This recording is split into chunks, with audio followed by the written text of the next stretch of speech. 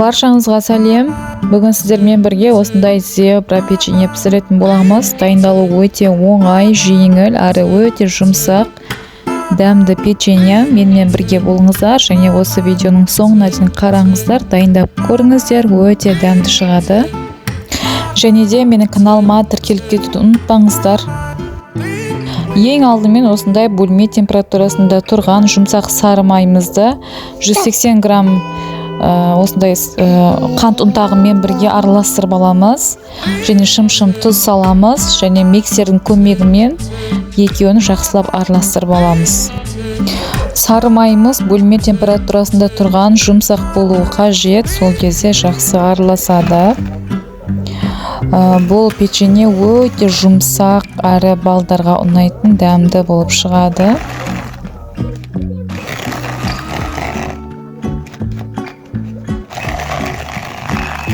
Мінекей 2 минуттай осылай араластырып алдық. Енді 2 жұмыртқаны осылай бір-бірден салып араластырамыз.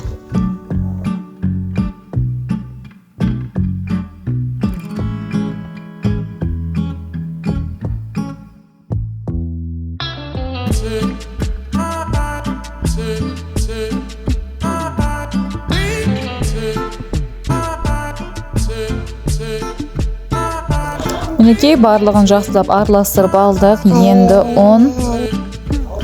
Бұл жерде менде 350-400 граммдай ұн кетті. Және үстіне бір қасық қопсытқыш, яғни разрыхлителді салып, қамыр жұмсақ қамыр илеп аламыз.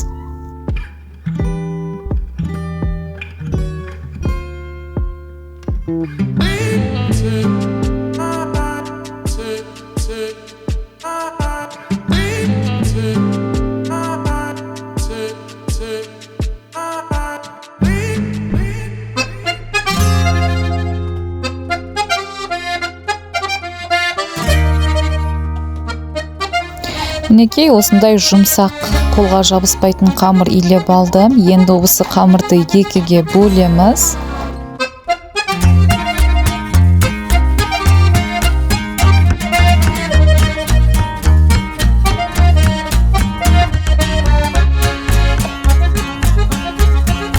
Қамырдың бір бөлігіне осындай 2 үлкен қасықтай какао араластырып, 2 немесе 3 қасық салып, қамыр илейміз.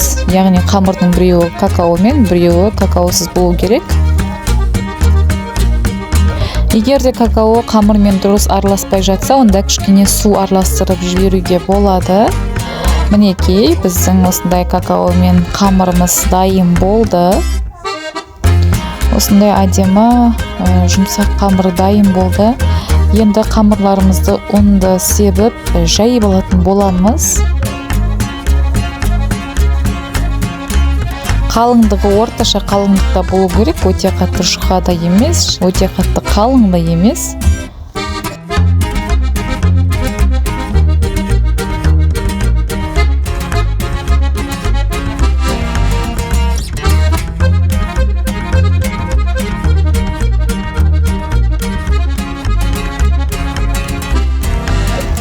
Қамырды осылай жайып дайындап алдым. Енді қамырымызды бір шетке ала тұрамыз және екінші қамырымызды да дәл осылай жайып алатын боламыз.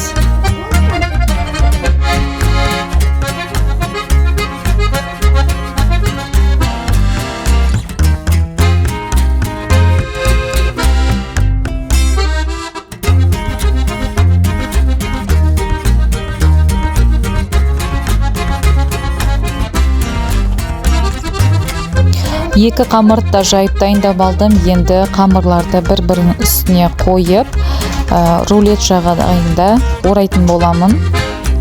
Қамырларыңыз осындай дұрыс шықпаған болса, ештеңе етпейді, дұрыстап жіберсеңіздер болады. Қамыр өте жұмсақ.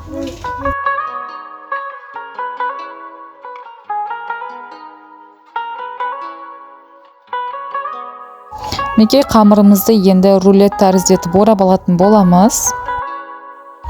Көріп тұрғандарыңыздай, бұл печенье жасалу жолы өте оңай және тез дайын болады. Және отбасыңыздағы барлық адамға ұнайды.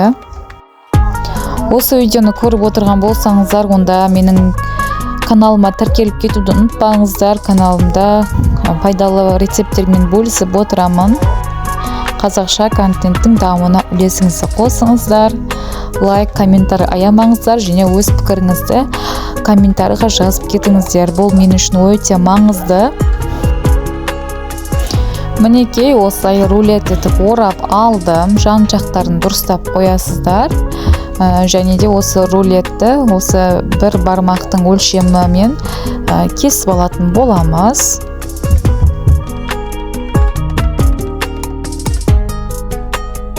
Осындай әдемі зебра печеньеларымыз дайын болады. Қамыр өте жұмсақ, сол үшін абайлап кесіңіздер.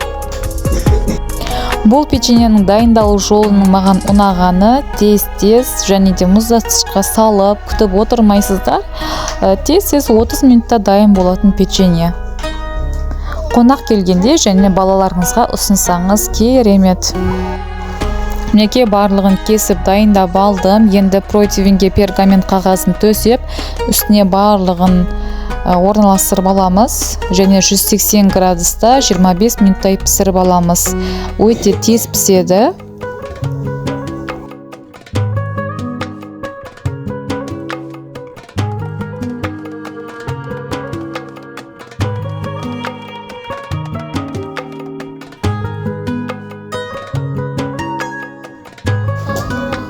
Мінекей қыздар, біздің печеньямыз дайын болды. Зебра печеньеларымыз осындай әдемі болып піскен, жұмсақ, өте дәмді, балаларға өте қатты ұнады. Сіздер де дайындап пісіріп көріңіздер және комментарийға өзіңіздің пікіріңізді жазып кетіңіздер. Күтетін боламын. Және менің парақшама тіркеліп кетуді ұмытпаңыздар. Сіздермен бірге болған Айсұлу Нұридың қызы. Шеф Айсу каналыма тіркеліп кетіңіздер қыздар, және комментарийға алдағы уақытта қандай печенье немесе булочкалар пісіріп үйренгіңіз келеді жазып кетсеңіздер болады. Оқып барлығын міндетті түрде жауап қайтаратын боламын. Қош сау болыңыздар.